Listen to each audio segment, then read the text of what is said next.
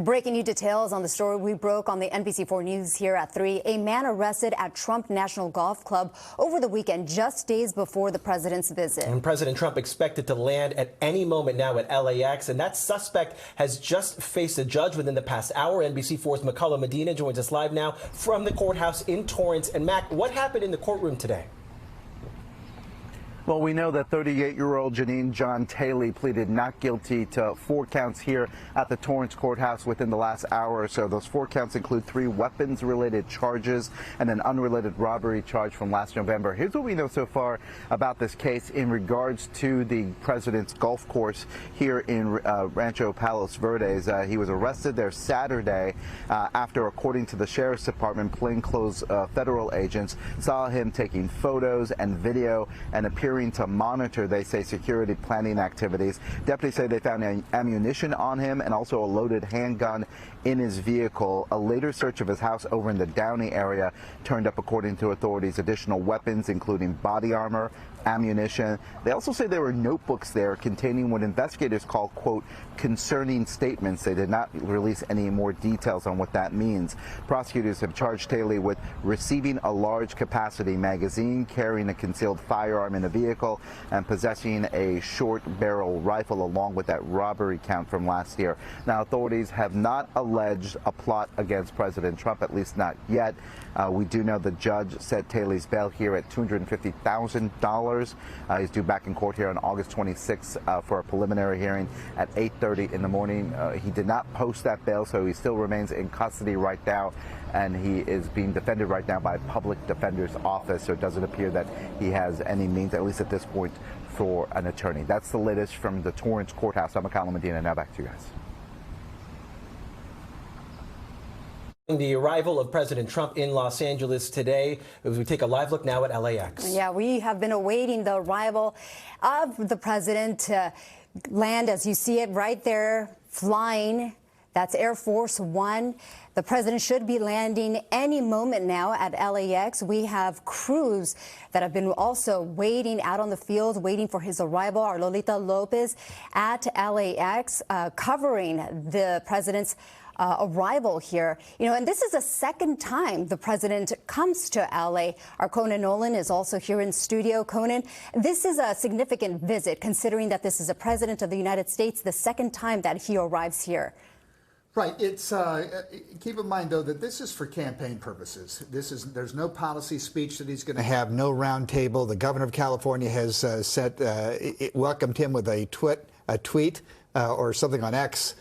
Saying, hey, welcome to California. You owe us money from FEMA money for the wildfires. A long delay. Why don't you bring that with you?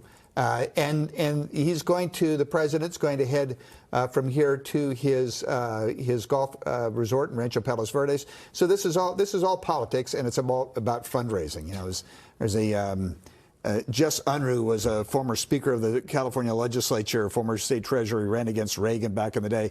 I think he was the one who coined the phrase, money is the mother's milk of politics. Well, that's what this is. It's all about raising money, and for the Republican National Committee, everybody does it. The president does it. Democrats do it. Democratic presidents came out here a lot more often than Mr. Trump has in order to raise money. But that's what this is about. No policy speech, no roundtable. Yeah. Conan, I mean, you both just mentioned it. He hasn't arrived in Los Angeles very much throughout either presidency as we watch the safe landing there of Air Force One, notably the Air Force One that was gifted by the nation of Qatar. I thought this was taken out of commission just weeks ago. I thought so, too. And I thought that we were going to see the traditional plane, the one with the Jackie Kennedy design with the baby blue color scheme.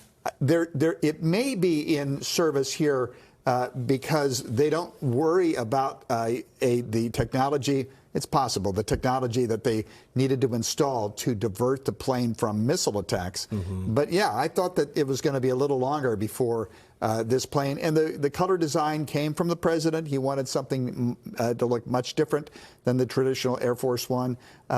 And, of course, remember, the president was very upset when the New York Times reported that this plane had to be taken out of commission as a result of the security issues. He even had the FBI investigate the reporters.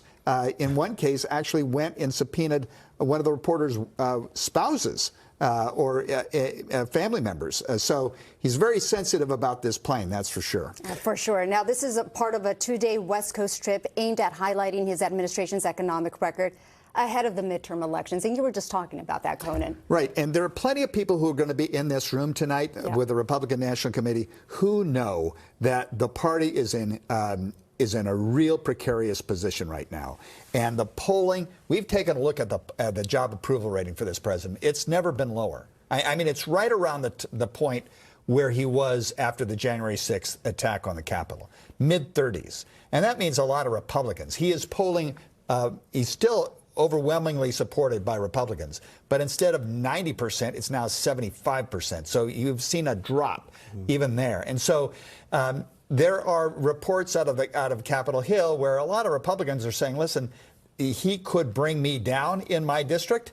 There are plenty of districts that were solidly Republican but may be in play as a result of this.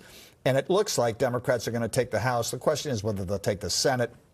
But again, this is a president who's a bit of a drag on some of these candidates running for re-election on the Republican side. But he does do a very good job in raising money, and that's why he's here. You see the new Air Force One there just landing safely now at LAX. The president on board. It resembles his private plane. I think that's the one thing. The color schemes switched a little bit, but basically resembles his private plane, which is something he wanted. I remember he attempted to change the color of Air Force One back during his first administration. Never really came to fruition. But he had the chance to do this one here. My understanding is this would become his new private plane once he leaves office. Yes, and of course it's unprecedented that you take a gift from another country. And I mean, the school of thought is that you work for the taxpayers fund your travel, and they fund the plane. Yeah, and talk about the ethics behind it as well.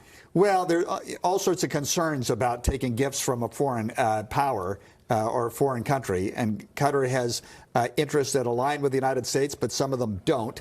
And from what we read and what we understood, there was a concern about whether or not it was not just in terms of safety and had the technology that is demanded of the plane that flies the president, but that they may have planted, surreptitiously bugs on the plane. I mean, that's one of the reasons, for example, why the Russian journalists and Russian leaders are not allowed in the Oval Office because of the fear that they're going to plant something that they could eavesdrop. Again, the president blew that away when he had the Russian foreign minister in the Oval Office during his first term, and the Russian press corps. It's highly unusual, and it's in terms of procedure and one would argue ethics, it's a departure. Let's talk about Steve Hilton. I want to go back to the fundraiser. The reason that President Trump is arriving at LAX right now, he's going to take a short flight over to his golf club in Rancho Palos Verdes. Steve Hilton's interesting. He launches his general election campaign here in Los Angeles. He already has the endorsement of the president, but we don't even know if he's going to be appearing at this RNC fundraiser in Los Angeles tonight. Right, and I don't think any of this money is going to his campaign. I'm not sure how much of the RNC money is going to be spent in the race for governor of California. They will pretty much write this off because it's unlikely to produce much of a result. They want to spend this money on battleground states that will hold the Senate or hold the House. Now, he may get some, but I'm sure Steve Hilton would much rather he got a portion of this. Maybe there's some arrangement that's been made. And Donald Trump hasn't been great when it comes to the Republican National Committee in the past. He saw that as a rival fundraising to his own. And it's a matter of this is an effort for him to help the party, which he has shaped in his image, but there's a lot of effort underway for the president's own fundraising effort, so he can spend it freely without having to ask for permission from the Republican National Committee. Not that they would turn him down, because he pretty much runs this party right now. But again, and we should also point out, it's worth mentioning with this RNC fundraiser, the Republicans are in much better shape financially than the Democrats are. The Democratic National Committee, their fundraising is a shambles. There's a real problem with whether they have the money for 26 and certainly have the money for 28. And the RNC has clearly outraised them. So when it comes to the war chest going into the midterm elections, Democrats nationally are at a severe disadvantage. Any chance that Spencer Pratt, I mean, he's somebody that the president has been talking about, think that he'll be joining the RNC he could. event? You know, we haven't seen much of Spencer Pratt lately. But that's a good question. You know, who knows? I wouldn't be surprised if he got an invitation. I wouldn't be surprised if the president talks about some of the local races. He's going to go after Gavin Newsom, clearly. But this is not, you know, he doesn't spend a lot of time out here other than really for a natural disaster, you know, on occasion. He in the first term, he was out here because of the fires in Northern California. He came out here after the Palisades fire, did not visit Altadena. And now he's back, but this is not a policy. It's here for a fundraising effort. The governor has said, listen, why don't you bring some money because you owe us this.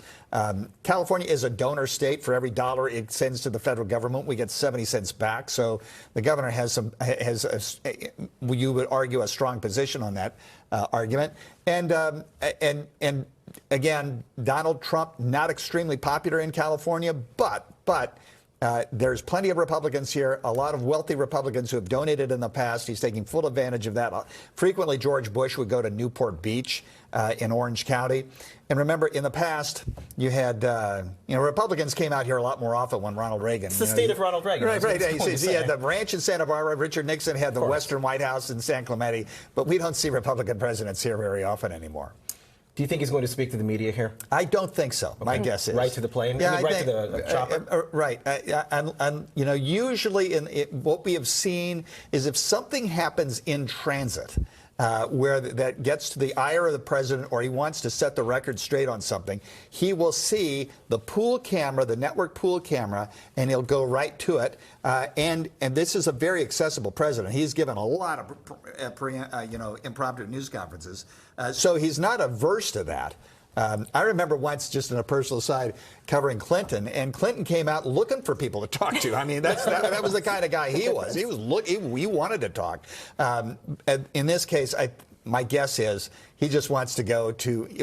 It's a long day for him. He's been in the air. He's going to go do the event and then hop on the plane again and head to Nevada for a big event tomorrow, where he's going to talk about the economy, and that's sort of the policy address that is the real is the reason why they're able to write off this campaign swing. Yeah, and we see them just opening the doors now of Air Force One. Expected to see the president come out of that plane there any moment now. And of course, we are monitoring this. You are watching this live with us here. Again, you know, so this is his second time visiting L.A. Won't be spending the night here. He will be heading, as Conan just mentioned, will be heading to Nevada to give a speech there. Will he be spending the night there, you think? Yes, he will be. Or he'll be spending the night tonight in Nevada. It'll be interesting to see if anybody's down the end of the steps here to welcome him. The mayor of Los Angeles, I doubt highly, will be there. Certainly not the governor. Remember, the governor was here when he came for the visit for the Palisades fire and the Eaton fire. And normally, of course, they would be here for a Democratic president. I have to tell you, though, that the acrimony between this governor and this president is unprecedented. Usually they put it aside when it comes to natural disasters. They have in the past. In the first term, when he was in Paradise, the president shook hands with Gavin Newsom, and they actually had a pretty good relationship there. And even after the Palisades fire, famously, he came down the steps, and Gavin Newsom was on him right there, and they had a joint sort of news conference for a little bit. So we saw a relationship. But it's all gone south from there. And remember, everything has to be viewed in the prism of the midterm elections in November. Yeah, I think it's interesting how when he's interacting in person with someone, even an adversary, as we see President Trump arriving now, he acts very differently than when he's on Twitter or on his Truth Social account or at the White House away from them. He seems to be friendly with Gavin Newsom when he's there in person, but other than that, every other time when he's not there, it's all the animosity. Remember that when he had the Oval Office visit from the new mayor of New York? Yes. And they were buddies. Yeah. And somebody asked him, well, this guy's a socialist. You said he's a communist. He's not so bad. Holy Toledo. I mean, that was really something. It kind of pulled the rug out from under the Mondami's opponents in New York. So, he's, as we see, as we expected, he's headed right for Marine One, I believe, which is going to then helicopter him the rest of the way. Conan, but what does that say to you? Here we are, and nobody is there. None of our leaders are there to greet the president. What does that tell you? It's a little sad that part of this, though, again, is the arrival is not associated with a public event or an event relating to the city itself. He's just here to raise money. Yeah. So it's a partisan. It's a partisan endeavor. That colors it a little bit, quite a bit. Yeah. If he were here because of a natural disaster, say, let's say he came here because he wanted to see the cold storage warehouse that caught fire in the Boyle Heights, I think the mayor might be here for that because, again, they need their help. They need FEMA's help, and they are. But in this case, it is partisan endeavor. It's for a partisan speech. It's raising partisan money, and obviously the president's going to go after everybody, including the mayor. He may talk about this primary election in Michigan today, which is the fight of the Democratic Party over the very progressive socialist wing and the mainstream wing. And the mainstream wing, the Karen Bass wing, has been losing of late. And I think I would be surprised if the president talks about that tonight as well. Do we know who the president is traveling with? Any other high-level officials from the White House? To my knowledge, we don't. I noticed Melania's not with him. Melania very rarely flies with him these days. Yeah, that's something a lot of people have noticed as well as the president boards Marine One here. Our coverage of the president's visit will continue tonight. We are live at 5 o'clock in Rancho Palos Verdes, where President Trump was set to speak at a fundraiser for the RNC at 6. Plus, we're keeping an eye on the court appearance for the armed person arrested at the golf club, President Trump's golf club that he's heading to now, just days ago.